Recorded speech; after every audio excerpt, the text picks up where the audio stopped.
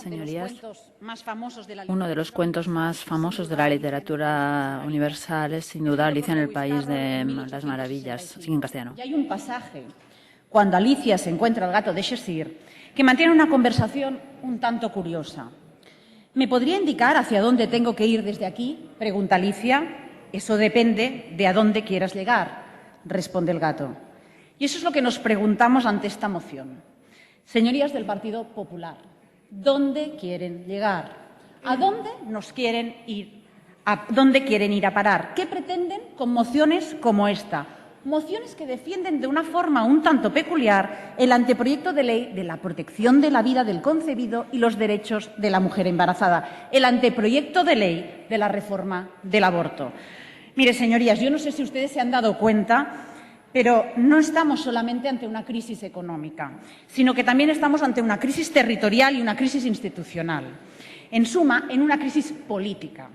No sé si se les ha olvidado que en este país hay casi 6 millones de parados, que 1 de cada 5 de nuestros ciudadanos vive por debajo del umbral de la pobreza y que distintas ONGs nos alertan de que la pobreza se está incrementando de forma importante en los menores de 16 años. No sé si saben que Cataluña vive uno de los momentos más complicados de su historia, con una mayoría de ciudadanos pidiendo una consulta por la independencia. No sé si habrán leído ustedes los resultados electorales, pero no se trata de los resultados, se trata de nuestra calidad democrática y de nuestra política y del descrédito de las instituciones. El CIS, por primera vez, puso como segundo problema para los ciudadanos de este país el fraude y la corrupción. El primero, por supuesto, el paro, y el tercero, las dificultades económicas. Y esta Cámara, señorías, ustedes lo saben perfectamente, está cuestionada permanentemente. El lunes, el jefe del Estado renunció al trono. Estamos viviendo un momento histórico. ¿Y ustedes? A todo esto que nos está pasando en este país pretenden añadir más leña al fuego con una división social que no está en estos momentos en la ciudadanía, con una ley que quita un derecho fundamental, el derecho a las mujeres de elegir libremente su maternidad. Y encima nos lo presentan en forma de moción, en una forma de protección de la maternidad, cuando saben perfectamente que de eso no va esta moción. Y me referiré otra vez a ella para que les quede claro. En el primer párrafo de la moción nos dicen: teniendo en cuenta la situación demográfica de España, que está muy alejada del óptimo índice de fertilidad, con la crisis demográfica que está en juego, el propio estado de bienestar y la viabilidad del sistema de pensiones. ¿Eso qué quiere decir exactamente? ¿Que si los españoles tuviéramos más hijos íbamos a garantizar el estado de bienestar y la viabilidad de las pensiones? ¿Eso es lo que están insinuando con esa frase? ¿Que la brecha de la desigualdad, que la política económica, que la inversión en educación y en sanidad no tienen que ver con el estado de la desigualdad? ¿No tienen que ver con el estado de bienestar, perdón? Miren, este libro, El déficit de la natalidad en Europa y la singularidad en el caso español, analiza y compara los índices de fertilidad, el número de hijos que se tienen, de los distintos países de Europa. Y los autores concluyen que los 3 factores que influyen positivamente en la natalidad son los cambios en las relaciones de género, a fin de garantizar una mayor igualdad, las políticas de igualdad, señorías, las condiciones que regulan las relaciones laborales y el mercado del trabajo y la inversión en educación infantil de 0 a 3 años. Eso es lo que realmente influye en los países para que las mujeres tengan más hijos. Y ninguna de estas 3 propuestas, absolutamente ninguna, la recoge esta moción.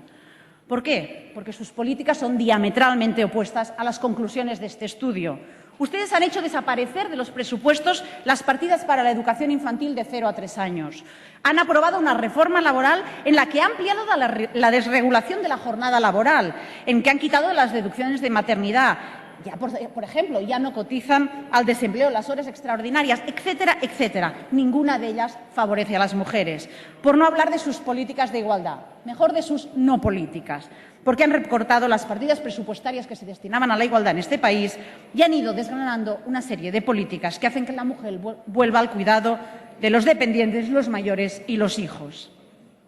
Y ustedes pretenden aumentar el índice de fertilidad y de natalidad con mociones como la que hoy han traído a esta Cámara o con la reforma del anteproyecto de ley, de la ley del aborto.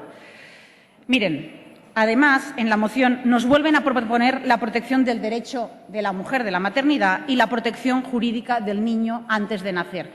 ¿Qué les voy a decir? Que esa música me suena porque la ha defendido en esta Cámara una y otra vez el ministro Gallardón. Y déjeme que añada que el derecho a la maternidad no es un derecho como tal, es una condición fisiológica que tiene la mitad de la humanidad. Lo que sí es un derecho es el derecho a decidir libremente sobre la maternidad, y ese está reconocido por las Naciones Unidas. Y, en segundo lugar, el bien jurídico protegido es un bien no sujeto a pleno derecho. Y no hay que olvidar que, en caso de conflicto, como ya dijo el Tribunal Constitucional, siempre prevalece el sujeto por encima del bien jurídico. Por todo esto, señorías, ¿ven lo que les decía al principio?